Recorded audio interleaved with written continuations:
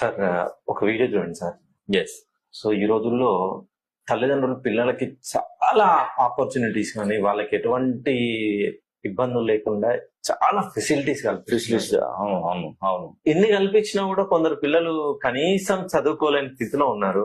అదే ఇప్పుడు ఆ వీడియోలో చూస్తున్నాం కదా, Yes, sir. పిల్లోడు ఆ పిల్లోని ఆ రైస్ అన్నం దానిలో బౌల్లో వేసుకుంటుంటాడు. ఎస్ ఆ కర్రీ చూస్తే దాంట్లో ఏది ఆ మూకుల్లో కర్రీ లేదు. లేదు. అలా అని చెప్పేసి ఒక పక్క నుండి ఒక మిరపకాయను ఏది దానిలో ఆ సాల్ట్ వేసుకున్నాడు. సాల్ దాని అంటే ఈ రోజులలో మన పిల్లల విషయంలో చూస్తే అసలు అసలు ఇలా కూడా ఉన్నారా అనిపించింది ఒక విధంగా Yes. చెప్పాలంటే.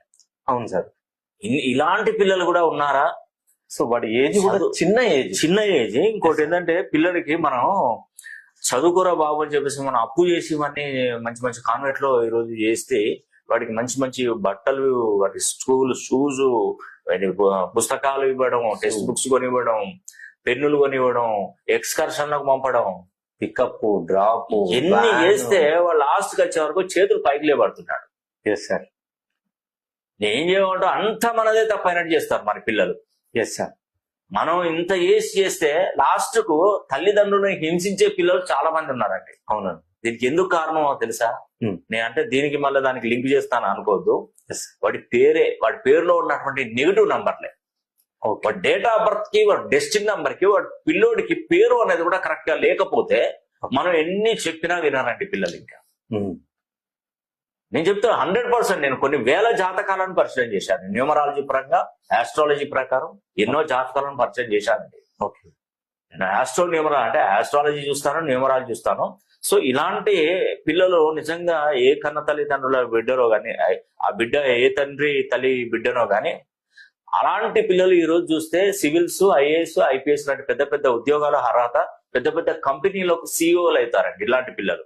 వాడికి చిన్నప్పటి నుండే అంత జ్ఞానము అనేది ఆ పిల్లోడికి ఉందంటే వాడు ఇప్పుడే ఇలా ఉంటే రేపు పెరిగి పెద్ద అయ్యాక ఎలాంటి గొప్పవాడు అవుతాడండి. అవును సార్. నిజమండి. నిజంగా ఇలాంటి పిల్లలను నిజంగా ఏదన్నా సహాయం చేయాలంటే ఇలాంటి కుటుంబాలకు చేస్తే ఇంకా మంచిదండి. ఓకే. కాబట్టి ఇలాంటి పిల్లలను చూస్తే చాలా ముచ్చటేది సార్. ఒక వీడియో చూడండి సార్. ఎస్.